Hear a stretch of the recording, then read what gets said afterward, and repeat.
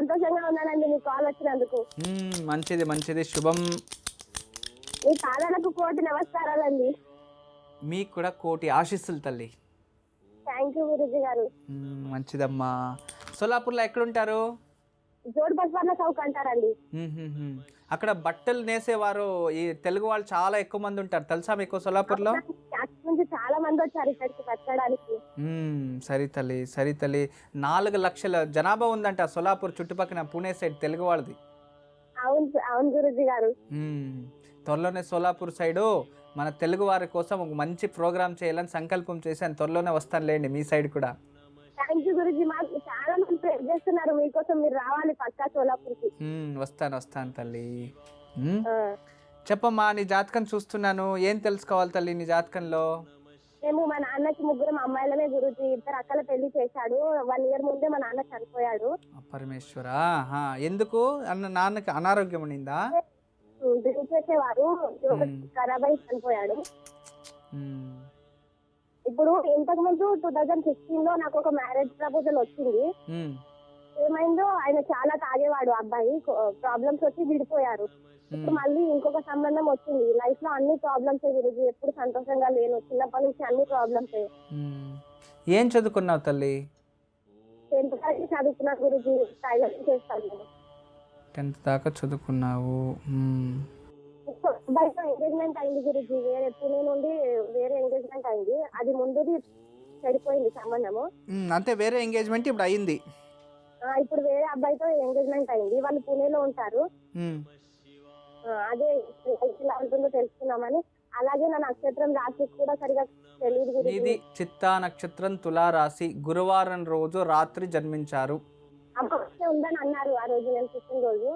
అమావాస్య అంటే అమావాస్య తల్లి, కరెక్ట్.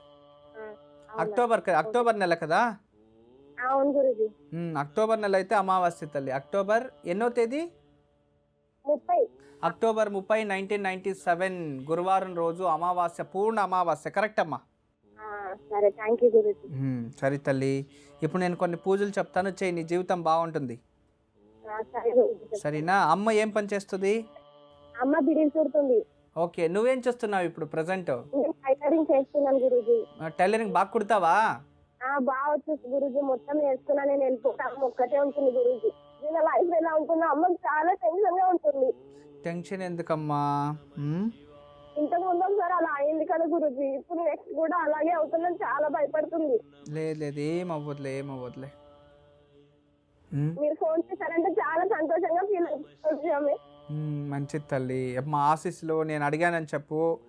మా ఆశీస్సులు తెలియచేయి, ఆరోగ్యం చక్కగా చూసుకోమని చెప్పు, ఏమి భయపడకు, నీ జీవితం బాగుంటుంది, అమ్మ ఆరోగ్యం బాగుంటుంది. కాన్ఫిడెన్స్ ఉండాలి, నమ్మకం ఉండాలి, ధైర్యం ఉండాలి. ధైర్యం సాహస లక్ష్మి. ధైర్యం అనేది ఉంటే అన్ని మన దగ్గర ఉంటాయి. ధైర్యం కోల్పోతే అన్ని దూరం అయిపోతాయి. సరే తల్లి, నేను కొన్ని పరిహారాలు చెప్తాను, చేయండి. నువ్వు ఇంకేమన్నా చెప్పాలా? ఇంకేమన్నా అబద్ధం చెప్పాలనుకుంటే చెప్పేయి. నేను చూడాలనుకుంటున్నాను నన్ను మోసం చేయడానికి నువ్వు ఎంత నీచానికి దిగజారగలవు అని. ఎందుకు ఆలియా, ఎందుకు నువ్వు ఇలా చేసావు? నీకు తెలుసు కదా, నానమ్మ తర్వాత నీ ఒక్కదానిని కదా నేను పూర్తిగా నమ్మేది. ఏమన్నావు నువ్వు? ఈ మధ్య అన్నిటినీ మర్చిపోతున్నావా? అది చాలు. వాటిలో ఉన్న శక్తి విషయాన్ని గ్రహించి మనకు వివరిస్తాయి.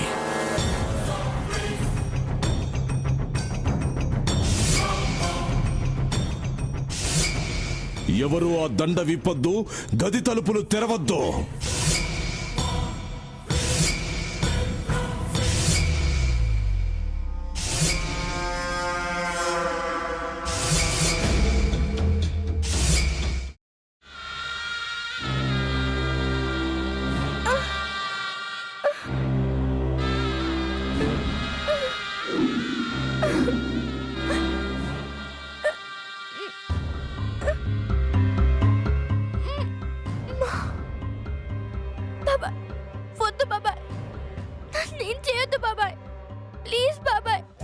నీకు నిజం తెలిసినప్పుడే నా ఆలోచనలో నువ్వు చచ్చిపోయావు.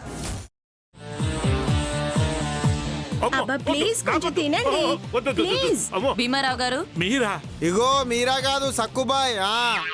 అవును, మీ పనామే లేచిపోయిందని చెప్పి కంప్లైంట్ ఇచ్చినావు కదా. రేయ్, ఆయన కంప్లైంట్ ఇచ్చింది లేచిపోయిందని కాదు, కనిపించడం లేదు అని. అచ్చా, అట్లానా? సరే మేడం. ఇడియట్. ఆ వంట మనిషి పేరేంటన్నారు? రత్తాలు మేడం.